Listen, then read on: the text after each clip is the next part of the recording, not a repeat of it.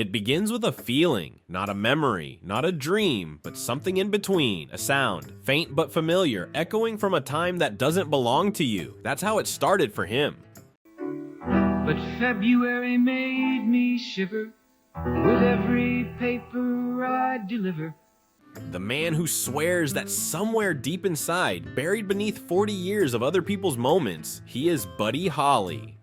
Reborn, remade, recycled through time with a new face, a new name, but the same old soul humming "That'll Be the Day" somewhere behind his heartbeat. He says it began in the late 1970s, in a bedroom that smelled like dust and Bible paper, in a little Florida town too quiet for the kind of destiny he was feeling. He'd bought Buddy Holly's 20 golden greats on a whim, not knowing it would rewrite his life. The first time he played it, he just listened. The second time, something impossible happened. He knew every lyric, every word, every beat, like a code he'd known before birth. That's when it hit him. He wasn't just a fan, he was him.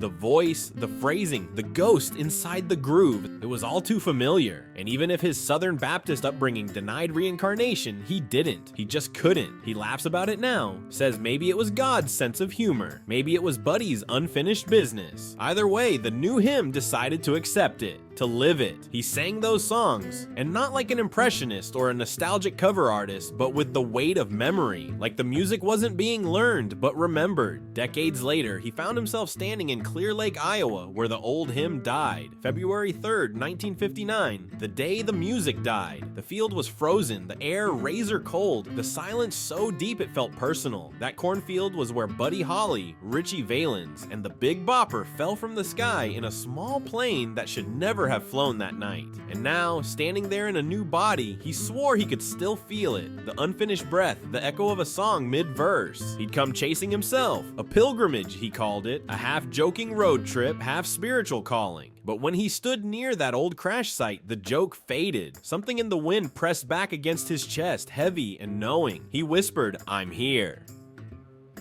He says it wasn't about belief anymore.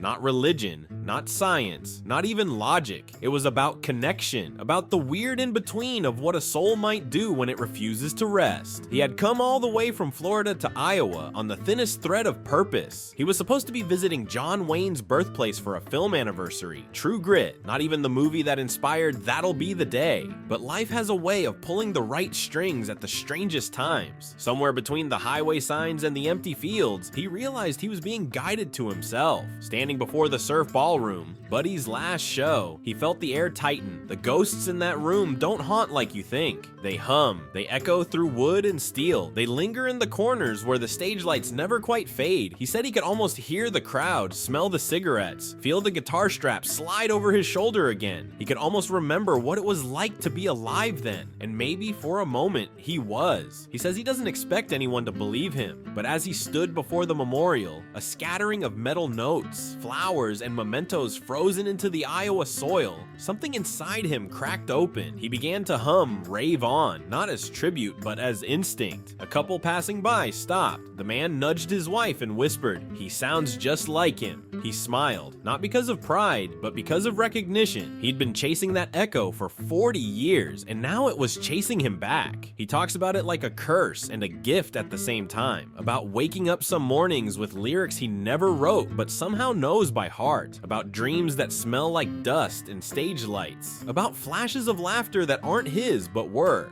He said the weirdest part wasn't the music, it was the memories that didn't belong to him. Fleeting images of recording studios in Lubbock, of cheap diner coffee, of the sting of cold air against his face as he stepped off that plane in 1959. "You know what's funny?" he once said. "I don't remember the crash, I remember the moment before it, the feeling of being small and unstoppable at the same time." And then there's the other voice, the old Buddy, the one still wandering that field, still watching every stranger who comes to visit. In the stillness, you can almost imagine him narrating the whole thing, half amused, half exasperated. He says he's met plenty of reincarnations over the decades, hundreds who claim to be him.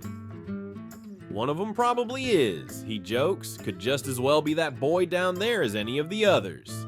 In the afterlife, Buddy hasn't lost his humor. He still talks like a West Texas kid with a spark in his eye. He still believes he was meant for more, even if fate clipped his wings mid-flight. He says he feels sorry for the pilot, The one who took all the blame wasn't his fault, Buddy mutters. We just wanted to get somewhere warm. He remembers hearing his own songs being covered by others, by people who built empires on his style. He doesn't mind. He even smiles when talking about it. I taught the Beatles and the Stones how to write, he says, but none of them ever beat me. Not once. He mentions Sandy Denny, the British singer who once covered Learning the Game. Buddy says she came close. Killed it, he says softly, but not better than me. Just close enough to make me proud.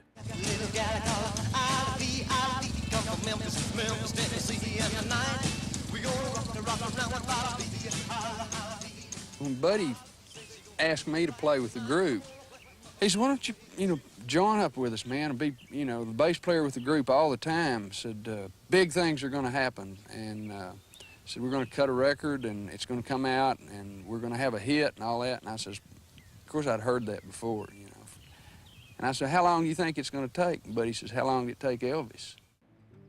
That's how Buddy tells it. Still protective, still competitive, still a little cocky even in death.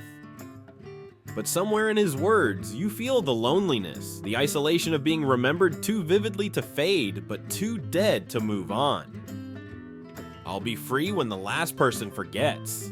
He whispers, son of a bitch, won't that be the day?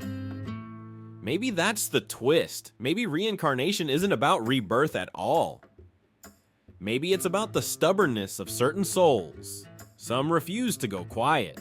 They find a way to stay, to anchor themselves to the living. Maybe Buddy never left because too many people kept singing his songs, kept calling his name, kept replaying that one night in 1959. So maybe this man, this modern echo standing in a frozen Iowa field, isn't crazy. Maybe he's just the latest vessel for a song that refuses to die, because some melodies are stronger than death. Some rhythms find new hearts to live in, and maybe every time someone strums Not Fade Away, that's Buddy whispering, told you so. He walked away from the memorial quietly that evening, the sun bleeding orange across the snow. He didn't look back, said there was no need. The old hymn was still there, somewhere in that field, singing to the wind. The new hymn had done what he came for. He found himself, or maybe he finally let himself go. As he drove away, maybe Baby played on the radio, not the original version, just some new recording, softer, slower, worn down by time. But he didn't switch it off. He sang along, word for word, not because he remembered, but because he never forgot. Maybe he really is Buddy Holly reborn. Maybe he's just another dreamer haunted by music. But one thing's for sure, when he said, "My love's bigger than a Cadillac," he wasn't just talking to a girl. He was talking to eternity. And somewhere out there in that frozen cornfield, eternity sang back.